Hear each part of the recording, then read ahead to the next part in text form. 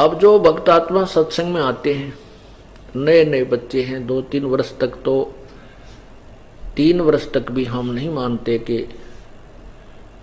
ये बच्चा पूर्ण रूप से परिपक्व हो चुका होगा। 3 वर्ष पार कर जाता है तो फिर हम उसको, 3 वर्ष तक वो डगमग नहीं होता है तो हम समझ जाते हैं प्रभु ने पहुंचा पकड़ लिया। और जो 3 वर्ष से पहले ही दूर दूर फिसल जाता है तो वो प्रभु से रिजेक्ट हो चुका है। उसके बाद फिर हम 4-5 वर्ष के बाद सार नाम की सोचते हैं, इसको देना है कि नहीं देना, क्योंकि ये एक बहुत अनमोल जड़ी है और इसको लेने के बाद कोई बकवाद कर जाता है उसको परमात्मा फॉरएवर सदा के लिए रिजेक्ट कर देगा। इसलिए हम इस सार नाम को तो बहुत ही सोच समझ के खूब समय देते हैं, कहीं ये दास दोषी ना हो जाए, क्योंकि एक ऐसी अनमोल जड़ी थी, आज तक किसी को नहीं दी और आगे देने का अधिकार नहीं दिया। उन पुण्यात्माओं को जिनको प्रभु स्वयं मिले उनको केवल स्वयं जाप करने तक ही सीमित रखा, अन्य को तो सतनाम बताने के लिए भी नहीं कहा। वाणी में लिख देना कोई और चीज होती है, आगे आदेश उपदेश देना कोई और वस्तु होती है।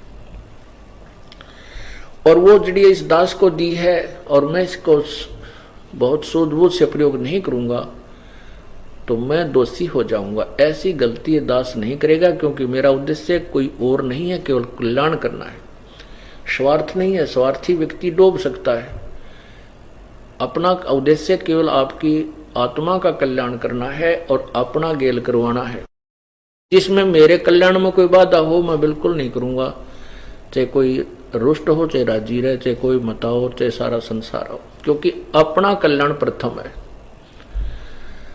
उसके बाद आप तरह जगतार ही, फिर सारे संसार को भी तारा जा सकता है, पूरे विश्व को एक ही सतगुरु बहुत है।